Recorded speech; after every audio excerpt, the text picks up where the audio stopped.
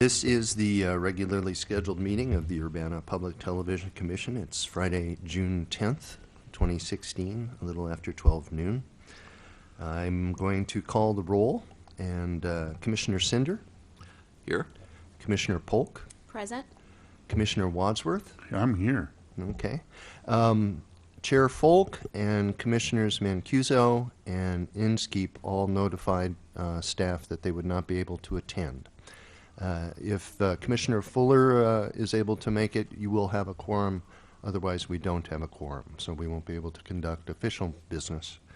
But we'll be happy to present a staff report and some audience participation and whatever else you would like. Would you like me to go ahead with the staff report? Yes, please. Okay. One of the big pieces of news is that UPTV is now on ITV3. We're on Channel 6 there as well as on Comcast, so we've extended our reach, which is nice. The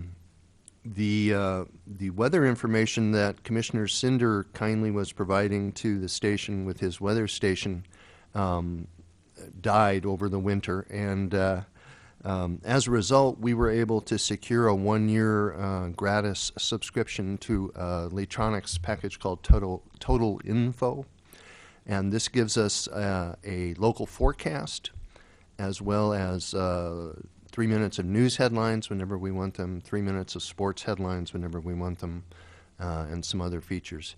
So we've integrated those into the program schedule now.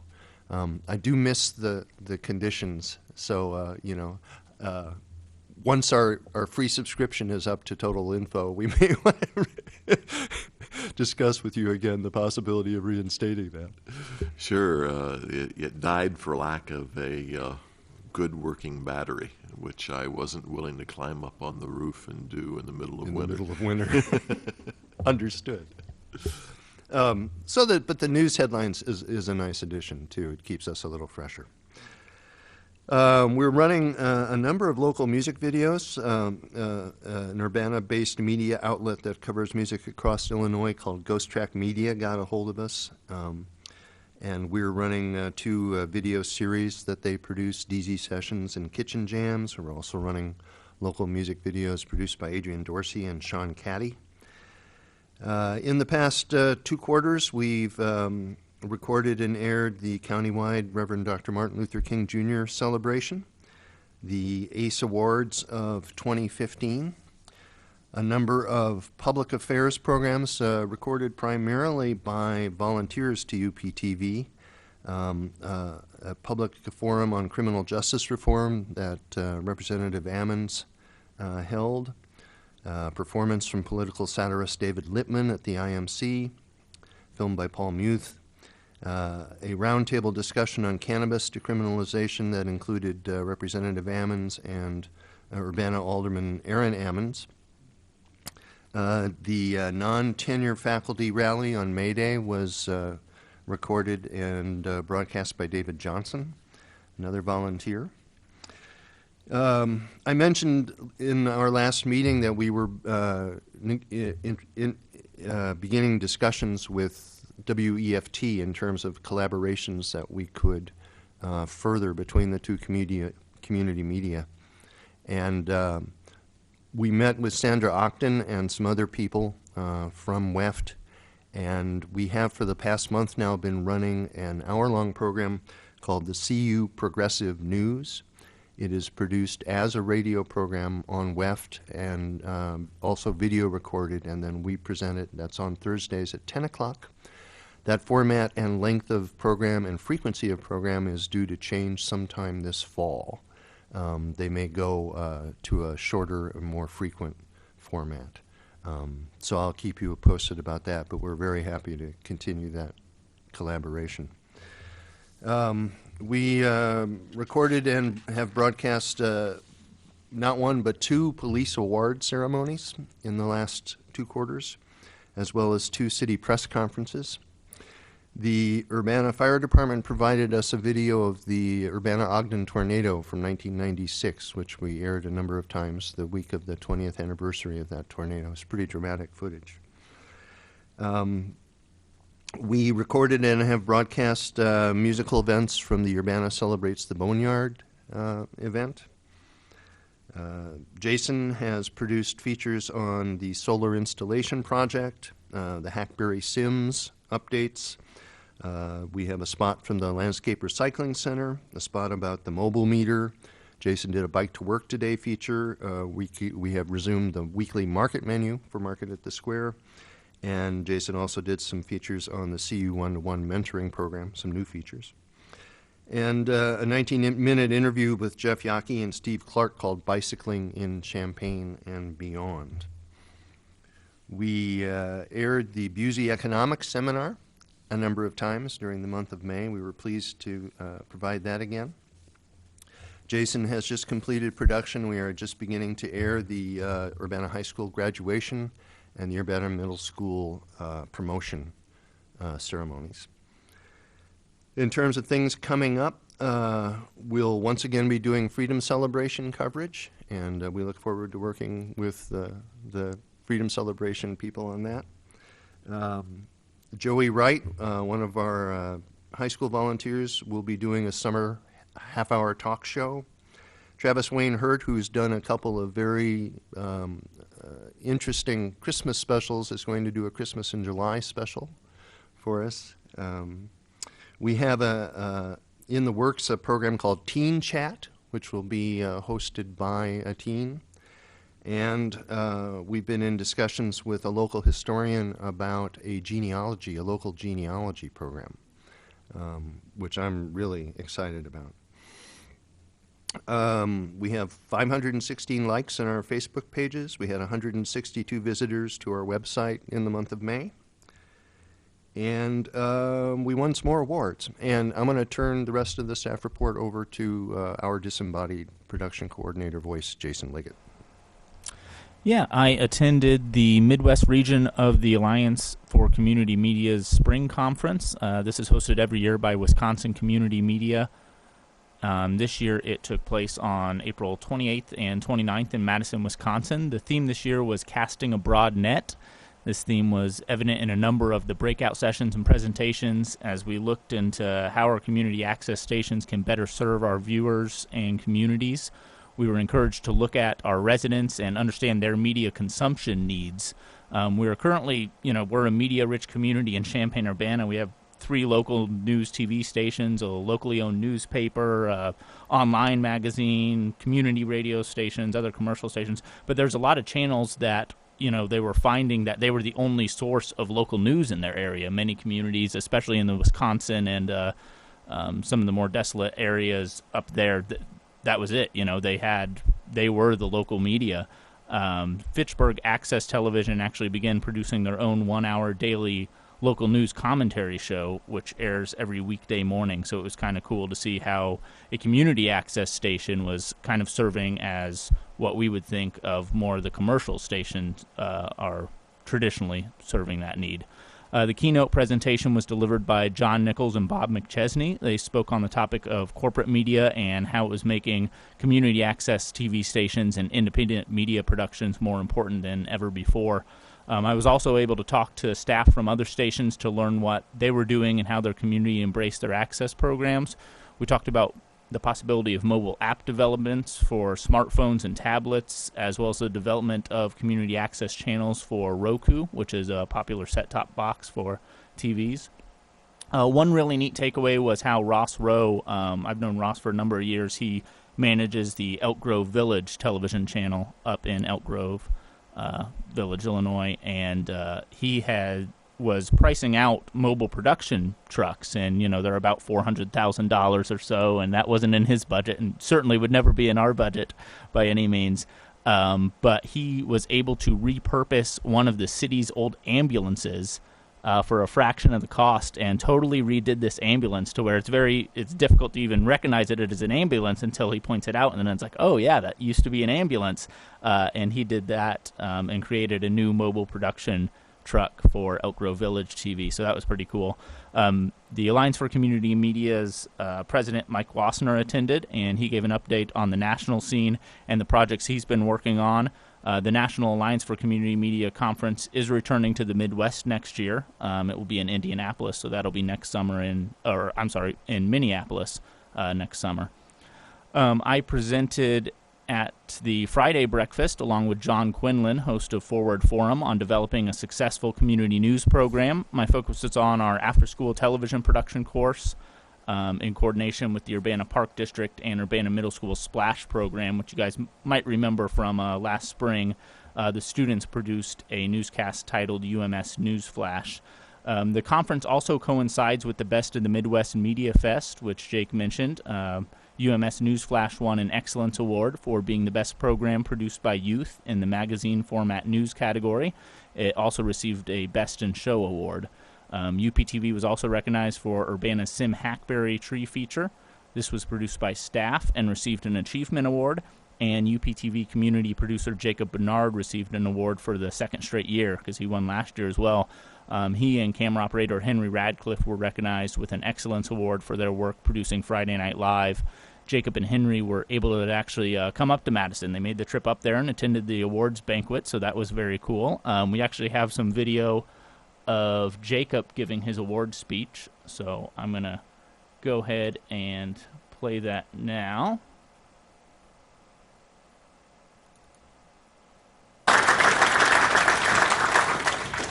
First, I'd like to say thank you very much to my production coordinator, Jason Liggett at UPTV, for being a great mentor, my camera operator, Henry Radcliffe over there, and the station manager, Jake Schumacher at UPTV, and for UPTV, Urbana Public Television, for being a great tool for the community, an outlet to get the people involved in video production. So, and a special thank you to the judges for selecting my show. So, thank you.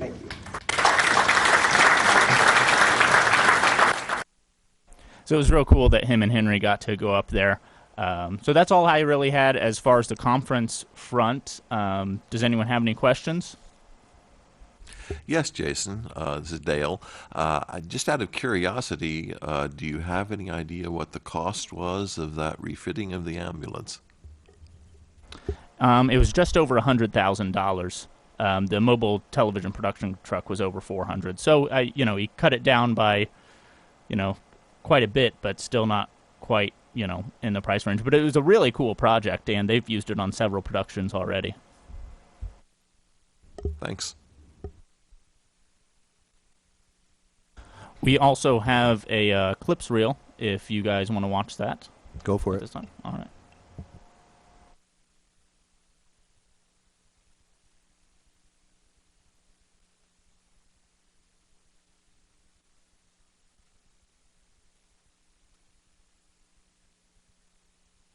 He looks just like a mump. To spit him would take a sum.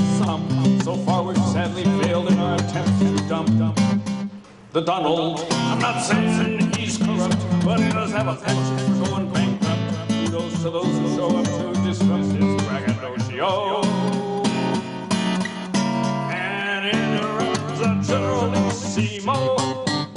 Last year, about 25% of the people who came to Bike to Work Day said it was their first time biking to work, and that's just great. And we would like to see, we'd like to see that percentage go even higher. The wheels were turning and the bike racks filling up all across Champaign-Urbana on May 3rd. The two cities and the University of Illinois participated in Bike to Work Day, part of the much larger National Bike Month.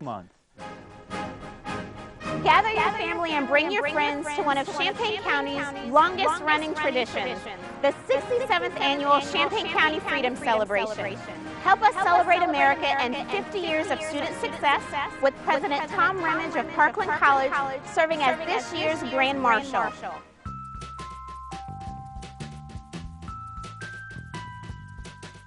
I'd say feminism influences my work in the fact that I identify strongly as feminist. It's not maybe always super intentional, but some of it just kind of comes out because it's my framework for things. I will never forget in 5th grade, I had a gym teacher who, we were doing like separate units in gym class. So I was a girl, so I was supposed to do cheerleading, and the boys were doing basketball.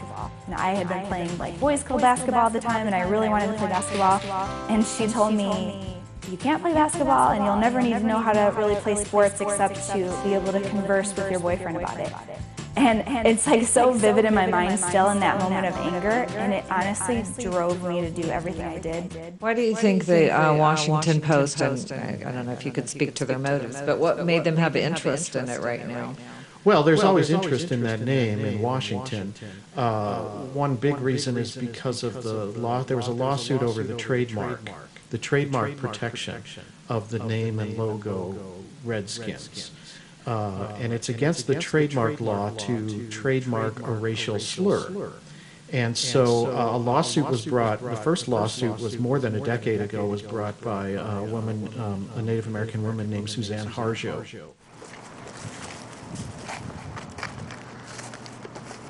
On the eve of Christmas 2015, the three unfortunate members of the popular music outfit Bookmobile unwittingly stumbled upon a creature of the night.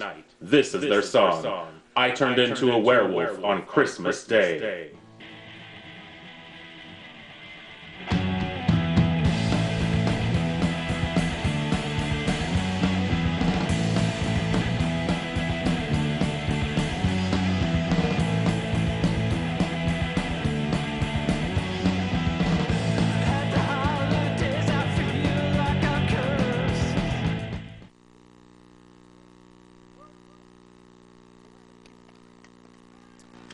Bunt from Coleman, and it's dropped at first base. Matson will come across to score. Aaron Wright advances to third, so the Tigers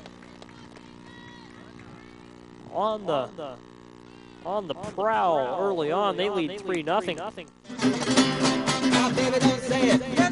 Well, don't you do it. I'm satisfied with my gal. Yeah, you got great big arms and I'm in love with a typical lady. What a pretty and pretty little lie. What a darling, she is bad. They want us to go down a particular path, but we're going to choose our own path. When I was listening to one of the great scholars, Dr. Ben, and he said, why do you in Tuskegee not have a national day or a day for Booker T. Washington and George Washington Carver? Why do you beg for days that you should take because you deserve it? Why should we beg for the dignity that we deserve and that we carry with us everywhere we go? We have over 200 leads that the company is responding to, and we have another probably 10 to 12 individuals who have verbally committed to go forward with systems as well. So with all of the Power Hour education opportunities that we have coming up, we expect that the number of people interested to continue to increase. What was once an idea and then a sales pitch is now becoming a reality. Champaign County residents and businesses have the opportunity to participate in a solar group buy program. Solar Urbana-Champaign allows customers to install solar panels for a much more competitive price than they would receive privately.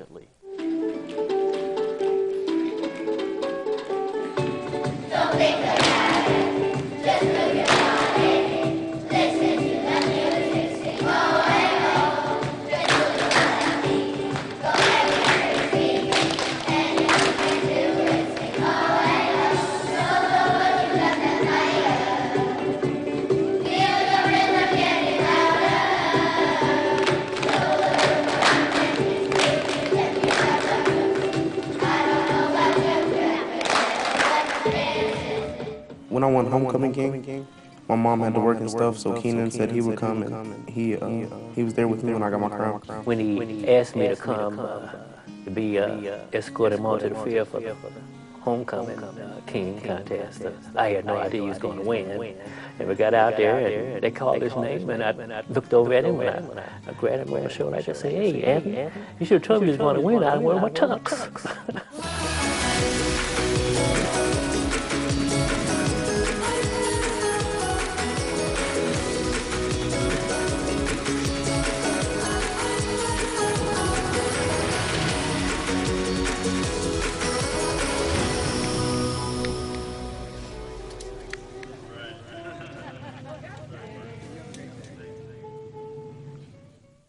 Our final speaker today is Senior Karen Hernandez with her speech honoring the dream.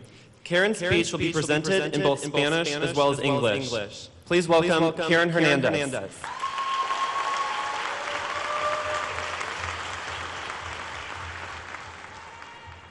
Good morning, everyone. Buenos días. Es un honor ser parte del día más esperado, el día de la graduación. Hoy se marca el comienzo de nuestra independencia, el día en el cual abrimos nuestras alas y volamos por primera vez. Este es el próximo comienzo, es el comienzo de nuestro propio éxito, porque nos preparamos para conquistar el mundo.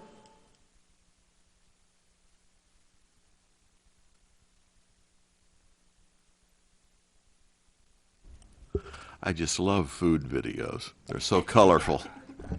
Well, I was wondering about our market. It's got some special claim to fame, doesn't it? It was named the top must-visit farmers market in the state of Illinois this spring.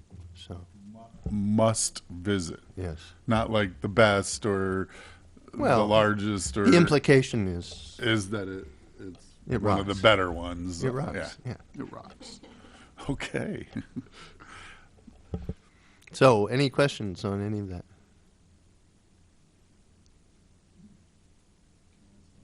Okay. I was going to say not a question, but just keep doing what you do. I mean, it's always impressive from quarter to quarter to see what's going on, what you're involved in, and in the very beginning, just kind of going down the list of the different projects and the opportunities. I think you guys do a great job in the community, and I just want to say, like, kudos to you and keep doing what you do.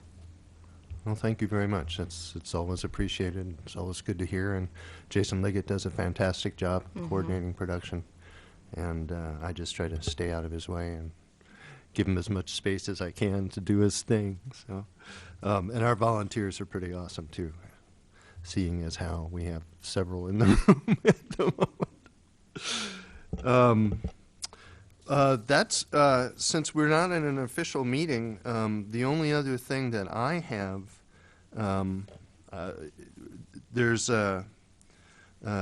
we had one of our viewers sent us a note minutes before the meeting began asking if it could be included as audience participation. So Jason has that, and I've asked Jason to read it and then to respond because it's a technical question. Yeah, so this is from Carol McCusick of Urbana. Can UPTV production staff build into the recording of Urbana government meetings a timer of elapsed time? Elapsed time would be equally on TV, live, rebroadcast, or on-demand recordings.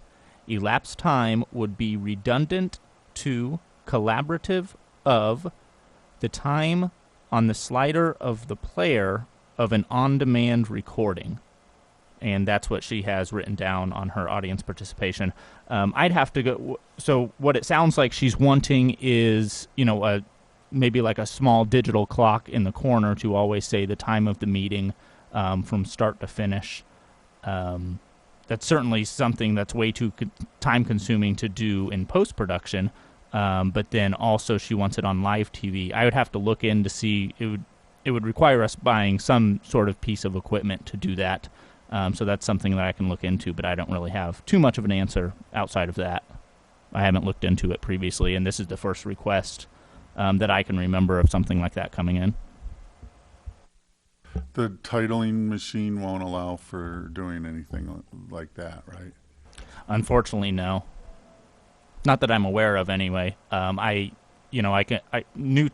TriCaster is what we use for our video switcher and graphics generator. So maybe I can start with contacting NewTek to see if they've ever gotten a request like that, or if it is a feature, or they have several add-on packages as well. So that'd probably be my first stop to see if they offer anything like that that coincides with it. Yeah, we only got this communication a few minutes ago, so haven't had time to do the research on it yet. But we promised Carol we'd try to get it on today. So. Yeah, I think it is an interesting notion, especially for the live broadcast, so that you can have some notion of how far the meeting has progressed. which of course is the harder one to do. Of course. Jason, while you're there, do you want to just go ahead and address equipment purchases? Sure, I can do that. You have your equipment purchases in the package. It is on the very last page on the back. Just kind of going down the list there, you can see that we purchased an 8-channel audio mixer. This is part of the mobile studio that we use in our small studio. Then we also wheel it out into the council chambers on Saturdays that we produce the majority of our in-house public access programs that film here at UPTV with. So we got a new audio mixer for that. The one that we had previously was about 10 years old now, so it was definitely due for a replacement. The power supply, we just had a power supply go bad on one of the field audio mixers that we use at the high school and a couple other events. So we're just replacing that. Small purchase, only $10. We have the feedback destroyer. The feedback destroyer that we previously had in for the council chamber system predated my time here, and I think it was 10 or 11 years old. So it was also due for replacement. These are just some items that we replaced before they go bad, but you know, I think their time was limited with us equipment, you know, and it obviously doesn't always last that long. But then there's some new technology out there that gives us a little bit better sound with the feedback destroyer. Same kind of thing with the scan converter. I just installed that late last week when it came in. Or I guess over the weekend, I was here on Saturday, installed that, and this is just when people give PowerPoint presentations or something through the council, this allows us to connect it to our switcher and take it as an actual input source.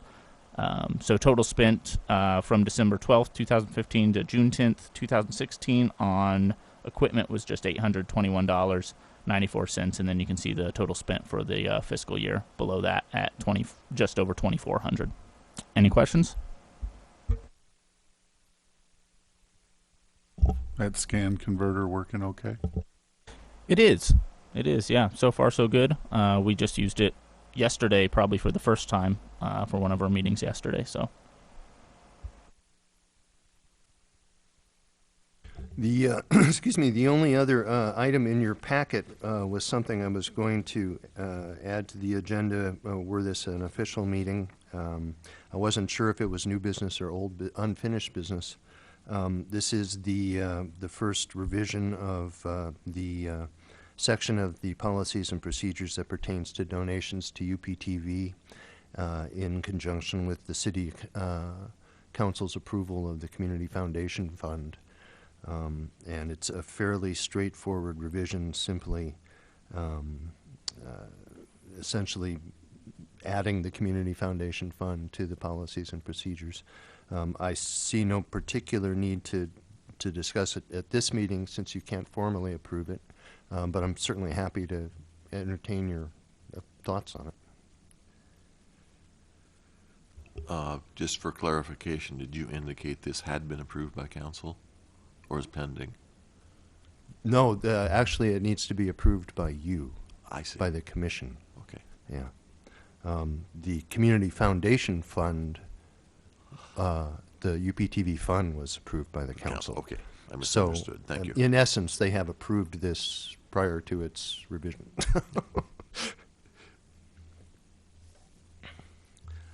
That's all I have.